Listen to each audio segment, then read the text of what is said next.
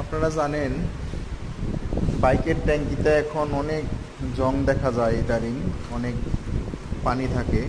মূলত পানিটা ঢুকে কোন জায়গা দিয়ে আমি আপনাদেরকে দেখানোর চেষ্টা করতেছি। এই যে দেখেন, আপনার এই সাইড দিয়ে পানি ঢুকে, এই সাইড দিয়ে পানি ঢুকে আবার বের হওয়ার রাস্তাও আছে, দেখাচ্ছি। এই যেটা হচ্ছে বের হওয়ার রাস্তাটা, এই যে দেখেন, এটা বের হওয়ার রাস্তা। তো কোনো কারণে ওই রাস্তাটা যদি বন্ধ হয়ে যায় তাহলে কিন্তু পানিটা এই দিক দিয়ে না বের হয়ে এই জায়গাটা ভরে পানিটা সোজা ভিতরে চলে যায়। এই যে এটারও গেছিল, এই যে দেখেন, এই যে জঙাইসা পড়ছে,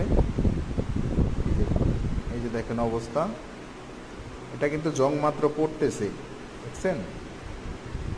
আমি আপনাদেরকে দেখাচ্ছি। ওই রাস্তাটা জাম হওয়ার কারণ একটাই, ট্যাঙ্কিটা ওঠাও তো,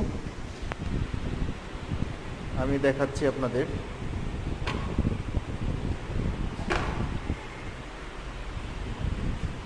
এই যে দেখেন পাইপটা, এটা হচ্ছে পাইপ, এটা হচ্ছে ড্রেন পাইপ। এটাও কিন্তু জাম হয়ে ছিল। এই যে দেখেন এইখানে এই যে পাইপটা এই যে বাজ হয়ে আছে, এই যেটা। তো এটা যদি বাজ হয়ে থাকে, এইখান দিয়ে পানিটা ওভারফ্লো হতে পারে না, পানিটা এদিক দিয়ে বের হতে পারে না। ওই যে দেখেন জাম হয়ে ভিতরে জং পড়ে গেছে। তো যারা আপনারা ট্যাঙ্কি লাগাবেন বাইকে, অবশ্যই এই পাইপটা যাতে ক্লিয়ার থাকে। প্রয়োজনে আপনারা এদিক দিয়ে ফু দিবেন, ফু দিয়ে দেখবেন যে আপনারা ক্লিয়ার আছে কিনা ড্রেন পাইপটা। তো আশা করি সবাই বুঝতে পারছেন। ভালো থাকবেন।